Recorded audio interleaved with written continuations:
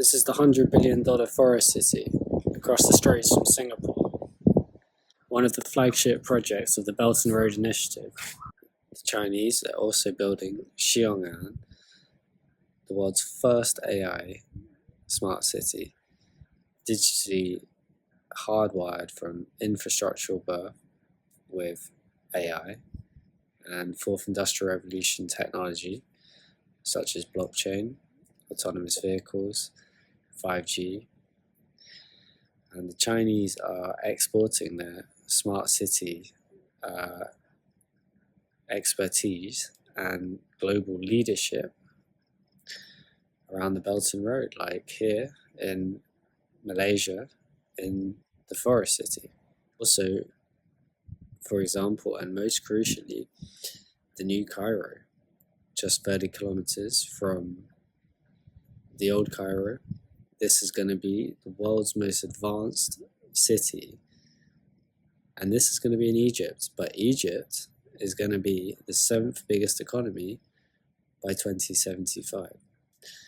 And China is also going to invest $30 billion and build Indonesia's new capital on Borneo, and China has already built Indonesia's first high-speed railway between Jakarta and Bandung with a top speed of 350 kilometers an hour, and these projects under the Belt and Road are going to facilitate Indonesia becoming the world's 4th biggest economy by 2050. And I've journeyed across 50 countries of the Belt and Road, from Indonesia and the Philippines to India to Brazil and Mexico. And having taken that railway personally, and having taken high-speed railway around every province of China, and as someone who is British with zero high-speed railway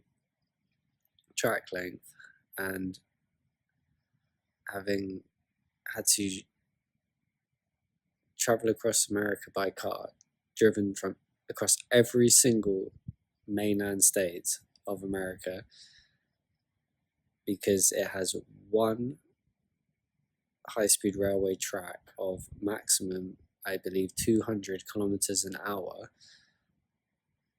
across less than 100 kilometers of high-speed railway track. That is an extraordinary reality, that Indonesia has high-speed rail and Britain doesn't, and Indonesia has a railway track length and longer than America with high-speed rail and at a faster speed. And that is the power of the digital Silk Road and China's Belt and Road Initiative, and the future of a world led by China, and the reality of a world currently run by America. And like I said, I've driven across every mainland state of America, from Washington to California to Maine to Florida, and as fun as that is, I was able to take high-speed rail across every province of China, from Heilongjiang in the northeast to Fujian in the southeast to Xinjiang in the northwest to Yunnan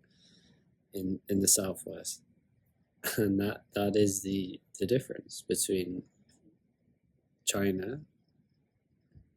embracing the fourth industrial revolution and America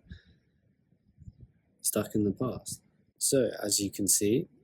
there's much more to China than Marxism, and you can learn more at www.digitaldragondynasty.com and watch how the future is going to unfold along the digital Silk Road.